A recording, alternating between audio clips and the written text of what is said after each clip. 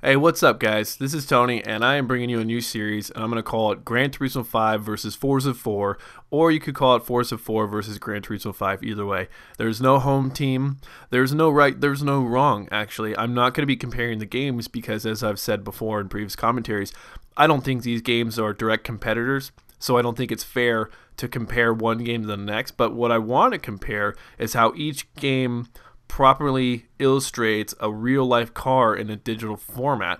And I'm not going to say like one is better than the other, but I'm just going to go ahead and break down like this is how Forza does it and this is how Gran Turismo 5 does it, and this is what car I prefer over the two. So that's what's going to happen. I'm going to show you guys where the first car we're going to do is the S2000. I need to find cars that are in both Forza 4 and Gran Turismo 5 as well as tracks, so that way we can also look at the tracks if you want. I'm not going to focus specifically on the tracks, but we can talk a little bit about the tracks as well. So let's get right into it. Here we go. We're going to start off with the S2000 from Gran Turismo 5. Alright, we are taking a 2006 Honda S2000 around the track today. The engine is a 2.2 liter, it has 229 horsepower at 8,000 RPMs, and it makes 158 foot-pounds of torque at 6,500 RPMs, and the car weighs in at 2,756 pounds. And so for you guys who are on the Imperial system, that's 1,250 kilograms. The performance points rating for this car is 420. And there needs to be a note that this car comes straight from the dealership like this. I did not do an oil change, but if I did do an oil change, the horsepower would jump from 229 horsepower to 241, and the performance points rating would jump from 420 to 427. Although I'm not alone in thinking that the oil change is not a modification, it is still money put into the car to raise the horsepower rating up. So what I wanted to do is I wanted to make sure that this car competition was stock for stock. Okay, let's talk about the car's performance now. The car itself feels slippery around the track, but that's not to say that the car doesn't handle well. The problem is the brakes. The brakes lead you into this idea that you can go into corners far hotter than you should, and as a result, because of those slippery tires, when you go hot into a corner, you lose traction and you end up sliding off the track. The S2000's engine sound effects in Gran Turismo 5 leave something to be desired. Now when you put that in concert with the very smooth yet kind of flat power band that the S2000 is portrayed as having in Gran Turismo 5, you don't get the sense that the S2000 only has 158 foot-pounds of torque. It actually feels like it has more, and it plays like it has more. Because of the S2000's slippery nature, I had a very difficult time controlling this car. It took me 7 laps to get a best time of 154.474, which was a half-second increase over my second lap's time of 154.967. The reason why I didn't keep that one is because it was quite an ugly lap. So let's get on to the S2000 in Forza 4.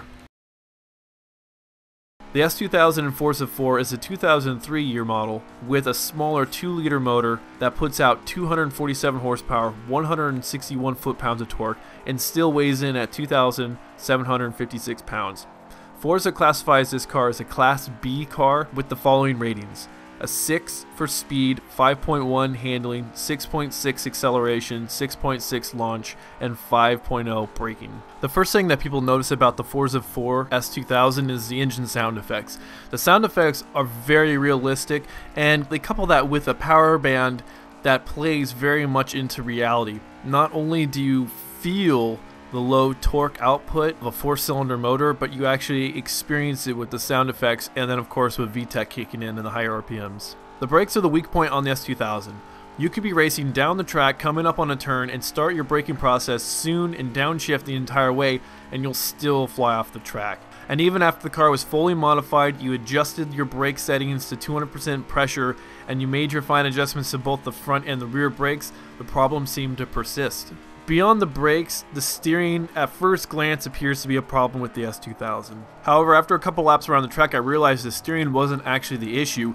What it was is a personal issue with getting reacclimated to Forza 4 and its control system.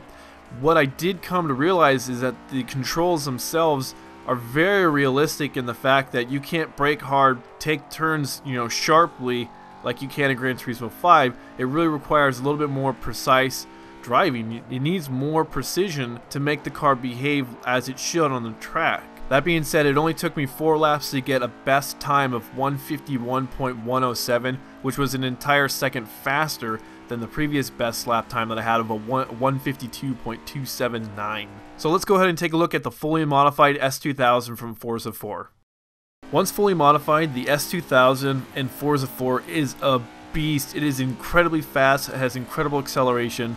However, the problems I had with the stock S2000 presented themselves in the fully modified version and were actually amplified because of the fact that the car is such a beast. The stats for the fully modified S2000 read as such. The 2 liters displacement was increased to 2.3 liters, and once fully modified, the turbocharged motor reached a maximum horsepower of 630 horsepower and 384 foot-pounds of torque.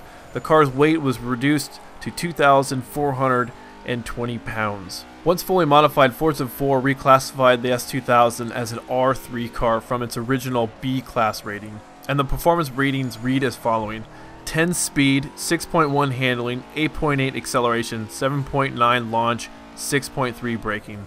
What is disappointing about the car is that every other category had a 2 or more point increase, whereas the handling had a 1 point increase and the braking itself had a 1.3 point increase. And that shows itself when you try to drive the car, because it doesn't handle as well as a car with that much horsepower and acceleration and power should handle. Needless to say, it drives like a bat out of hell, however it handles like a Chevy Camaro, which makes the fully modified S2000 in Forza 4 a very difficult car to drive. That's not to say that this car is undrivable, it just means that you need to put in a lot of time and a lot of effort if you're going to master this fully modified version of the S2000. Proof being that it took me 6 laps to get a best lap time of 136.308. So let's go take a look at the Gran Turismo 5 version of the fully modified S2000. If I only had one word to sum up the Gran Turismo 5 version of the fully modified S2000, it would be dream. The car is a dream to drive, and to a certain extent you could call it easy mode. Now, while that sounds like a glaring endorsement for the Gran Turismo 5 game in the version of the S2000, I do have a complaint with that. The problem is that the car lacks the difficulty in which it initially had to drive, and therefore it loses a little bit of the fun factor. But before I go on, let's take a quick look at the fully modified S2000 statistics. Unlike Forza 4, the Gran Turismo 5 S2000 does not get an increase in displacement, so it remains a 2.2 liter. However, the fully modified turbocharged motor has a maximum power output of 423 horsepower and 259 foot-pounds of torque, and the car's weight is reduced to 2,420 pounds, and the performance points increase to 518.